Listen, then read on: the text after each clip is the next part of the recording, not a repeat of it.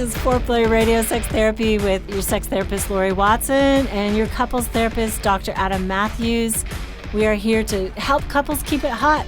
Yeah, that's what we want, isn't it? That's right. Hot but sex. Today, we're going to talk about solo sex and masturbation and how to think about that. Eventually, we're going to talk about how to think about that as your coupleship. You know, what does the couple think about that? Involving that in your sex life. Yeah, involving that or not involving that, or what people feel about that. No, I mean, that's the number one question when you bring up the word masturbation, isn't it? Like, there's so many different thoughts and feelings around that subject, especially since it starts getting explored at such a young age. Yeah, right? Exactly. Right, you don't have to be in a partnered relationship, obviously.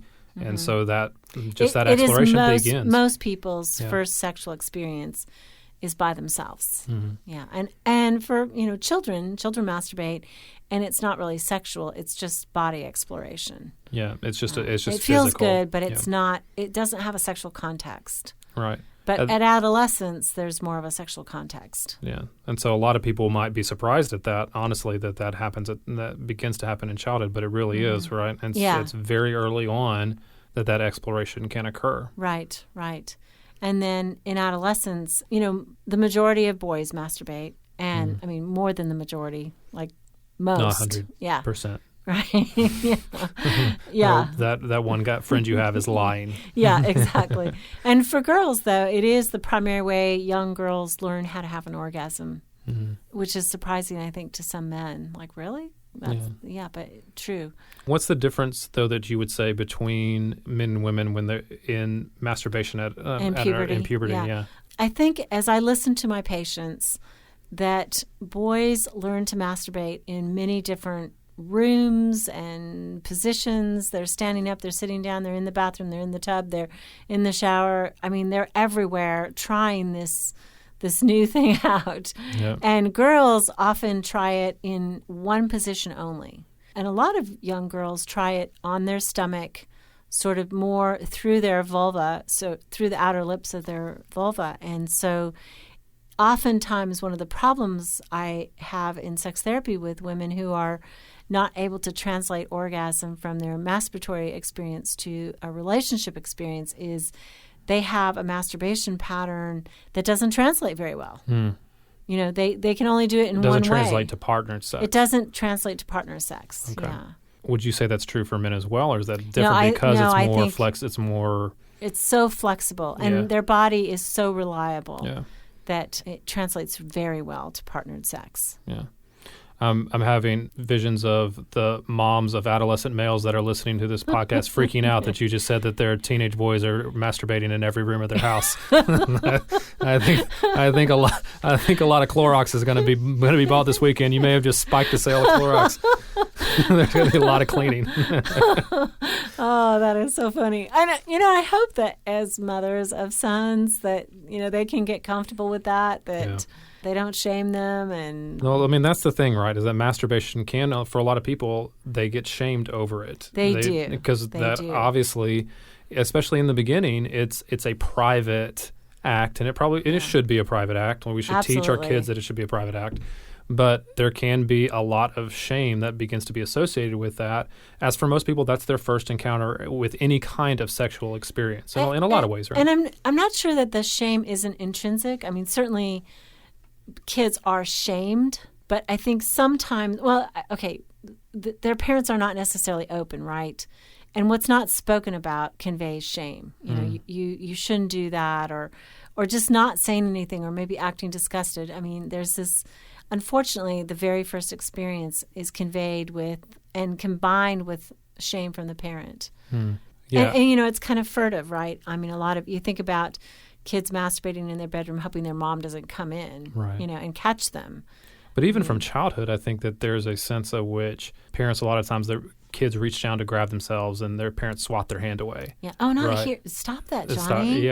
Don't do that. Don't touch yourself there. Or God forbid that they say something like, "Oh, that's gross. Stop it." I know. I know. And so many parents do. Yeah. Because I think that probably comes from a good intention, right? You don't want your children grabbing themselves in public. You don't. Or as much as possible, you don't want them to be clean and healthy, and teach them good things about good hygiene. Boundaries, good hygiene. So there's probably some good intention of that, but the unintended consequences could be a lot of shaming around doing something that for a lot of kids is very natural. Yeah, exactly. And we got a list here of all these names that Adam's going to read. No, I paid you not to make me say them all.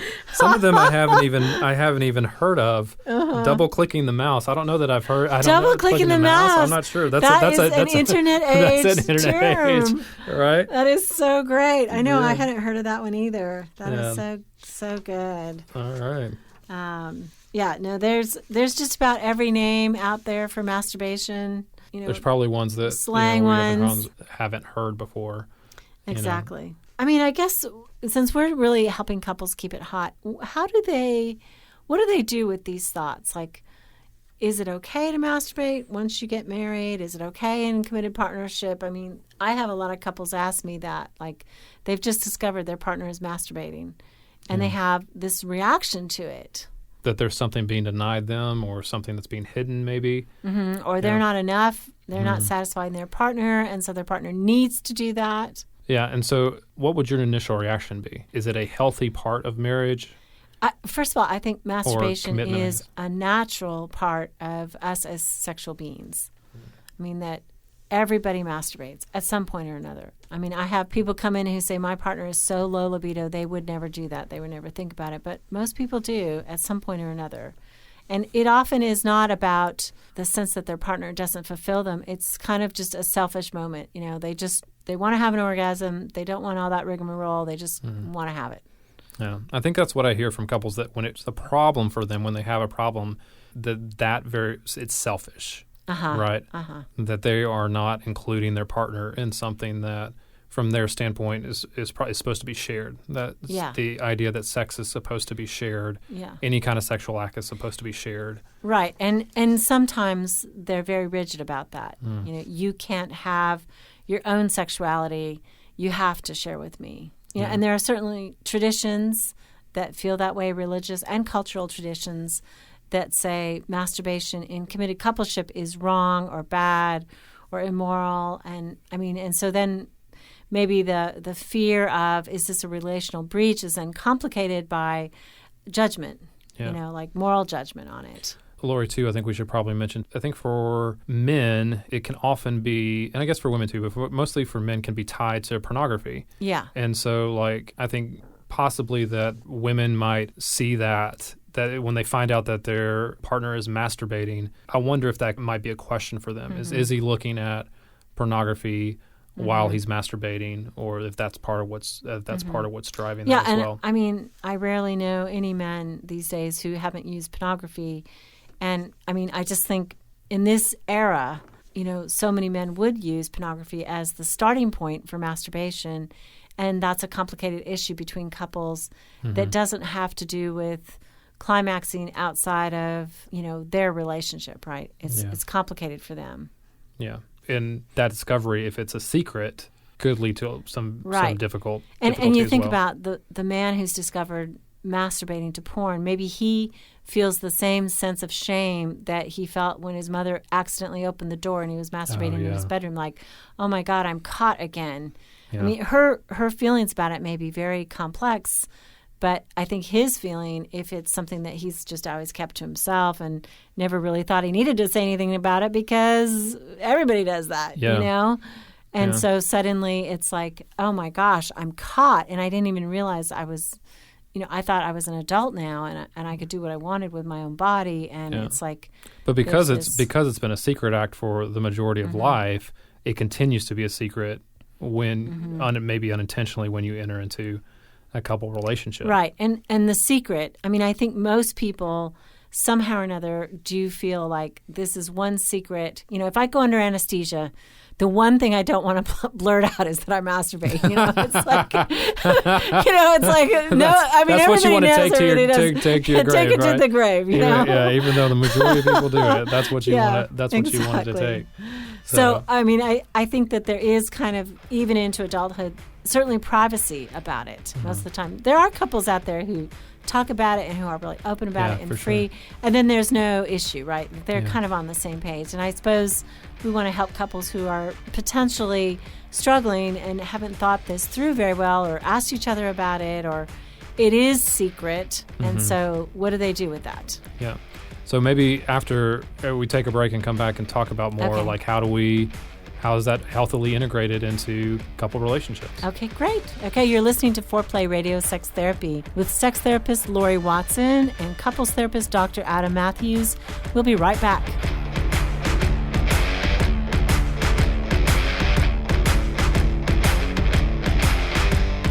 Wanting sex again.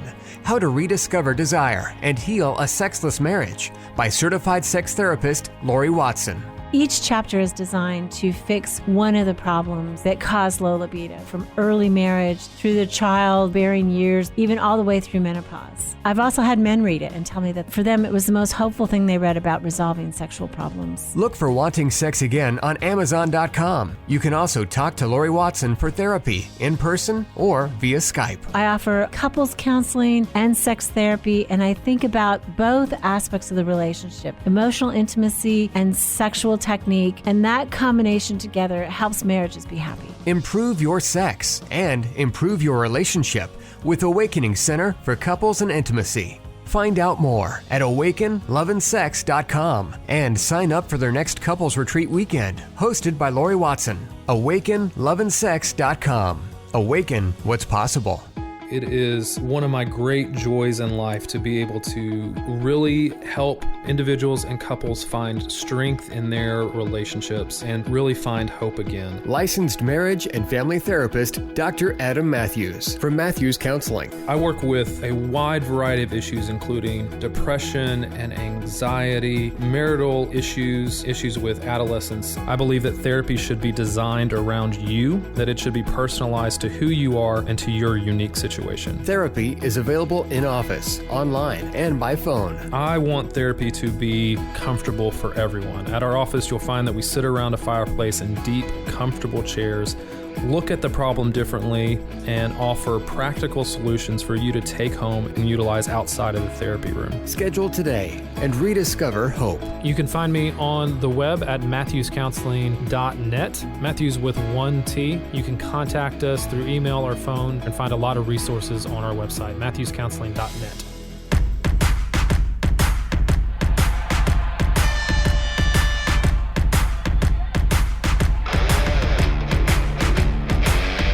Hi, this is Foreplay Radio Sex Therapy with sex therapist Laurie Watson and couples therapist Dr. Adam Mathews.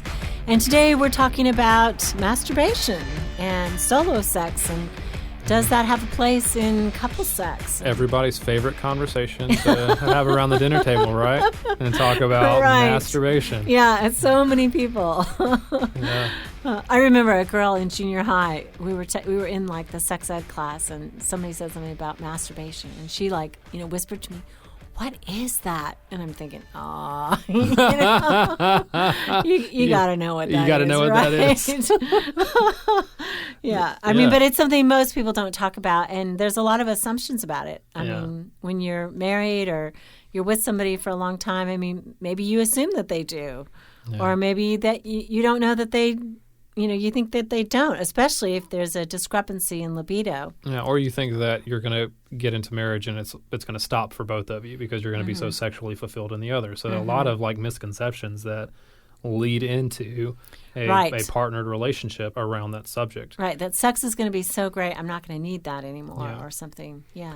How do we talk about that with couples in a way that says, how do they maybe integrate masturbation into their sex lives, or how do talk to each other about it? Like, where do you think couples go with the first thing I do when I talk to couples about it is I never use the word masturbation.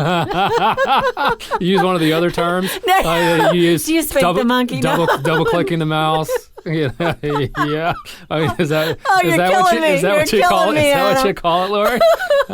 You're for naming things. So I'm so interested now in what you call it. No. What I say is just like what happens when you're by yourself. I avoid the whole term thing altogether. Okay. Because people do feel so much shame about it. So if a man is saying, I have ED, and I'll say, well, how is it when you're by yourself? Or a woman says, I don't have an orgasm. I'm like, well, can you when you're by yourself? I don't say, can you when you masturbate? You ease into it. I ease into it. If they say masturbate, then I'll use that word. But if they don't, it's just like, the most personal question in the world. So. Oh, yeah. Mm-hmm. Yeah, it really is. And so getting couples to talk about it, and they getting them over the shock if they didn't know that was going on with their partner. Yes. Right? Because more than likely it is on some level. And it has. Right. Yeah. So getting over that shock to then begin to have a conversation about it seems to be might be the first step. I mean, one of the things that I think like a healthy thing would be if they could show their partner, what they do. That would be the ultimate, this is how I like it, right? Mm. And I know rhythm, I know touch, I know tension, and this is what really makes it work for me. So, but getting people to do that, especially the shy, more inhibited people that need sex therapy. That's going to be tough, right? Some people out there are like, that's the greatest idea. Let's do it. The ones that are coming to see us, more than likely, though, are pretty inhibited to do that. But right, exactly. But it can be very freeing in that way because it's going to teach you a lot about your partner and about what they need when you do have coupled sex. Right? When it's no longer solo, there's a lot of freedom that it can really enhance the couple relationship. Yeah, the knowledge that you have about your partner, how they're turned on, how they're aroused, what they like, how they're stimulated, all those kind of things can really lead to better partnered sex. Exactly. And I think I said this to you earlier that unfortunately, one of the things I see is, little boys, the good thing for little boys is they learn to do it everywhere. They learn to do it standing up in every room in the house, all that. But little girls often learn to do it when they're laying on their stomachs. I don't know why, but that seems to be a very favorite masturbation technique for little girls. Maybe it's because it's super private. Yeah. But it doesn't translate very well to partnered sex. Yeah. So how does exploring masturbation with your partner then kind of help overcome that? Yeah. So, partly we have to modify the position, of course, so that you can, and one of the things I encourage for women is try it in different positions so that you're more likely and more able to translate self-touch and self-experience into partnered experience, to be able to say and show and know what you like. Yeah. And I've heard you talk about this too before, but that can also lead to a woman having better orgasms, right? Or being able to know what is needed for her to orgasm if she's not having orgasms. Masturbation is really the treatment of choice in terms of a woman having an orgasm for the first time. If she's never had an orgasm, this is the way she learns, is by herself. It's the way most girls learn and the way a woman could learn. I think it gets complicated with my patients who maybe come from a tradition, either a religious tradition or a cultural tradition that says masturbation is taboo and it's bad or it's wrong. I had a couple that came in and she had never had an orgasm, and it was like she'd been having sex 3 times a week with her partner for 12 years, never had an orgasm. And their religion prohibited masturbation. So I try to be very respectful of that and just I'm never going to suggest to a woman, and I'm never going to say, well, your religion is crazy. I'm just going to find a workaround. Yeah. So we talked for several sessions, and her husband was wide open. They were allowed to look at books and learn sort of technique like that. And then the crazy thing was, in the hallway, she said to me as she was leaving her session, well, what about vibrators? And I said, oh, yes, we are so good to go. Yeah. You can use vibrator. But the vibrator was invented post-scripture. And so there was no prohibition. No prohibition against that, yeah. It was seen as okay. Yeah, it was seen as okay. And there was nothing said about it. So she was allowed to use that. And, of course, she did have a very quick orgasm. And that was partnered. I don't even know if she used it by herself. I don't think that was the point. But that's a good point and a good thing to step into as well, is the idea of mutual masturbation. Yes. And how that can be beneficial to the couple relationship. Because there are a lot of faith traditions that maybe, or cultural traditions where that may be seen as okay. By yourself may not be seen as okay. But either way, it can be beneficial to the couple, because a lot of times that can be a way, if there's any kind of thing that's inhibiting right. We just got that letter from that guy, right? Yeah. He said, what do you do when your wife is pregnant and she's totally not interested in it? And Yeah. I think masturbation is problematic if your partner wants more sex and you are masturbating too much. Like if you are masturbating to the point of being satisfied and don't let that out so that you satisfy your partner. I think that's a big problem. Yeah. And in this case, though, his wife wasn't interested. So, I mean, certainly masturbation is kind of a fill-in, I think. But on the other hand, maybe she could masturbate him, or stimulate. I don't even call that, in my mind, masturbation. That's just sex. I mean, that's a different form of sex, even though it takes the form that masturbation would take. But, a lot of people call it that way, right? Yeah. Can they masturbate each other or something? And I mean, that would be a great use, during a time when she's really not that into it. Yeah. Or is uncomfortable. Any of the things that we've talked about, any of the myriad of things that tend to get in the way of intercourse, this is a way that you're expanding the box, so to speak. You're opening it up to other avenues of. You're smiling at me because of the euphemism, right? I'm sorry. That was an unintended euphemism. And Laurie is just grinning at me. I couldn't help it. I mean, when you talk about sex for a half an hour, I mean, you're going to mess up. You're going to say sexual innuendos. It's just crazy. I would say also, just for the record, being a sex therapist, I can't not hear it anymore. Yeah. I hear it everywhere. You hear all the I hear every single thing that people say, and it's like, oh yeah. And now every time you double click your mouse, you're gonna be thinking of this one. That's right. All right. Every time. There, just any of the things that it's just another tool in your sexual repertoire that really can help the relationship be fulfilling in a new and vibrant way. Sometimes, if it isn't already. Yeah, and sometimes it's okay to. You just need an orgasm and you need to go to sleep. And I don't think that's bad. And I mean, I had a girlfriend who I gave a vibrator to because she was not having orgasms. And her husband was like, great, thanks a lot. She's using the vibrator all right. I mean, he was so pissed at me. But eventually, they worked it out. And the orgasms that she could control and know that she could have, she began to feel like her body was reliable. And then she was way more open to sharing because she knew she could have them. She knew how to get them. I think they incorporated the vibrator, which I think is a fine adaptation too. Yeah, so in that sense, it led to increased satisfaction for the couple. Oh, absolutely. Yeah. It did. I think that it did. Okay, so we are done with clicking the double mouse. I think it's double clicking the mouse, but double clicking the mouse. Like clicking what the did I double say? mouse. Clicking the double mouse. Woo. Yeah. Okay, you're listening to Foreplay Radio Sex Therapy with your sex therapist, Laurie Watson, and your couples therapist, Dr. Adam Mathews. Thanks for listening. Hey, help us stay on top here at Foreplay. We'd love it if you would subscribe and share it with your friends. And please take 1 sec and rate and review us. Thanks so much.